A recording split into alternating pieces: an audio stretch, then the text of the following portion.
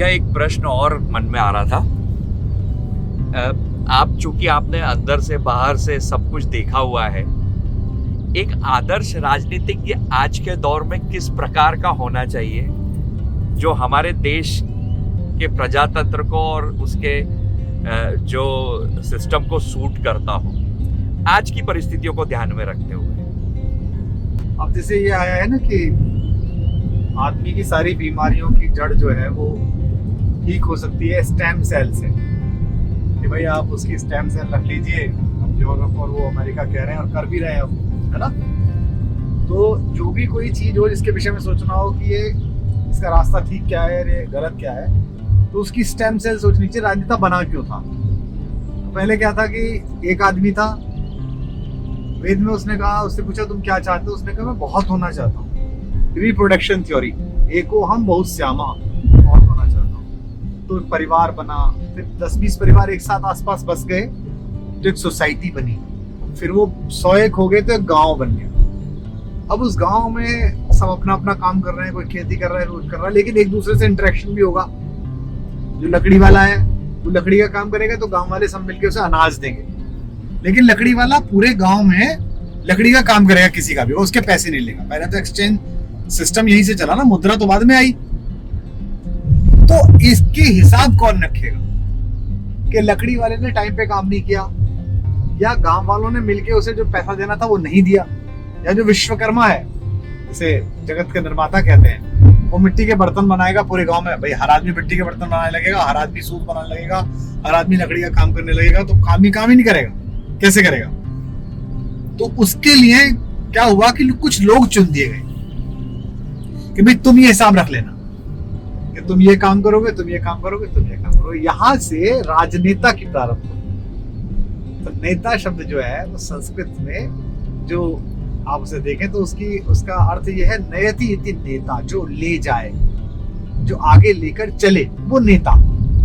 राजनेता यानी कि राज्य व्यवस्था बनी तो उसका नेता। तो राजनेता की पहली पहचान होनी चाहिए कि वो संवेदनशील हो और वो सबके दुख और सबके सुख और सबकी आवश्यकताएं अनुभव कर सके। लेकिन कालांतर में राजनीति ऐसी हो गई कि जिसमें संवेदनशीलता वो राजनेता नहीं है।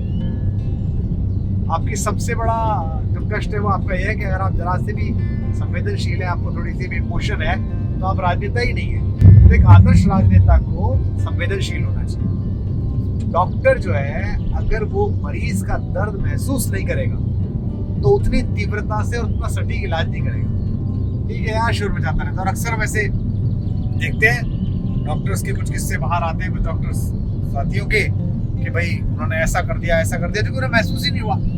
किसी की किडनी अगर किसी डॉक्टर ने बेच दी तो उसको महसूस ही नहीं हुआ कि किडनी के बिना क्या नुकसान हो सकता है। लेकिन अच्छा डॉक्टर कौन है?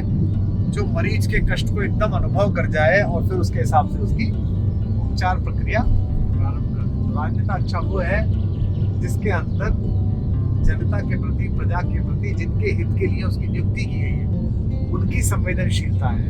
पहला बेसिक गुण, सबसे पहला, जो रात को खाना खाते समय सोचे कि सबने खाना खा लिया होगा क्या, कोई भूखा तो नहीं रह गया होगा। जो बिस्तर पे लिटते समय सोचे कि सबको छत मिल गई होगी क्या।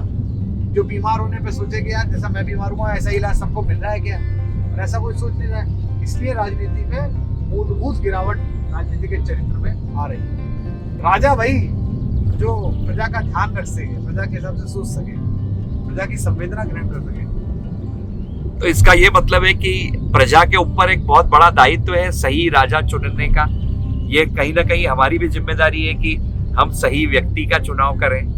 अब ये कैसे तय होगा कि सही कौन सा है? इसके लिए क्या करिएगा कि भाई अगर मनुष्य ठीक होगा तो उन्हीं में से चुना जाएगा। मनुष्य ठीक होगा तो डॉक्टर भी अच्छा बनेगा, किडनी नहीं बेचेगा। मनुष्य ठीक होगा तो इंजीनियर भी अच्छा बनेगा, पुल में पैसे नहीं खाएगा। मनुष्य ठीक होगा तो राजनेता भी अच्छा बनेगा कि बेईमानी नहीं करेगा, चोरी नहीं करेगा, भ्रष्टाचार नहीं करेगा। अब जैसे इस देश में घूम रहे हैं, ये जो सड़कें हैं, ये जो फुटपाथ बना दिए जंगल में, जंगल में घूम रहा हूँ, है ना। ये जो विडोज हैं जहाँ ये पशु चर के इनके यहाँ इकट्ठे हो रहे हैं, स्लोप्स हैं, और ये जो सड़कों का निर्माण करा है, ये भी तो किसी राजनेता की नीति के बाद आम इंजीनियर नहीं कराए, आम ठेकेदार नहीं कराए, उसके अंदर इतनी बेईमानी क्यों नहीं आई कि मैं इसमें से पैसे चुरा लूं? ये 100 साल चल रहे हैं, 150 साल 200 साल चल रहे हैं, और पुराने राजाओं के समय के निर्माण हमारे भारत में तो 1000 वर्ष से चल रहे हैं, 1.5 वर्ष से चल रहे हैं। तो वो जो नैतिक बल जनता के बीच होना चाहिए, वो होना चाहिए, ताकि जनता फिर जिसे चुने वो बोलते व्यक्ति अच्छा होगा, राजनेता भी अच्छा होगा। हम सब क्या कर रहे हैं कि राजनेता अच्छा चुन लो। अब वो उस समय तो ठीक मनुष्य लगता है, और जैसे उसके पास ताकत आती है, पैसा आती है, उसका चाल चरित्र चेहरा बदल जाता है। हमने तो देखा है अनुभव से। तो आप कैसे चुने? ये तो चोर निकल गया, साधु चुना था, डकैत निकल गया, तो राजन निकल गया, गिरहकट निकल गया। इसका मतलब इसके अंदर मनुष्यता ठीक नहीं। तो मनुष्यता ठीक हो जिनमें, जो मनुष्य अच्छे हो, क्योंकि हम लोग दलों को चुन रहे हैं। अगर हम लोगों को चुनना शुरू कर दें तो अंततः सदनों में, असेंबली में, पार्लियामेंट में लोग अच्छे होंगे, चाहे किसी दल के हों। और फिर अगर दल गलत भी करेगा तो लोग ठीक करा लेंगे। ये समस्या है। बहुत सुंदर, थैंक यू।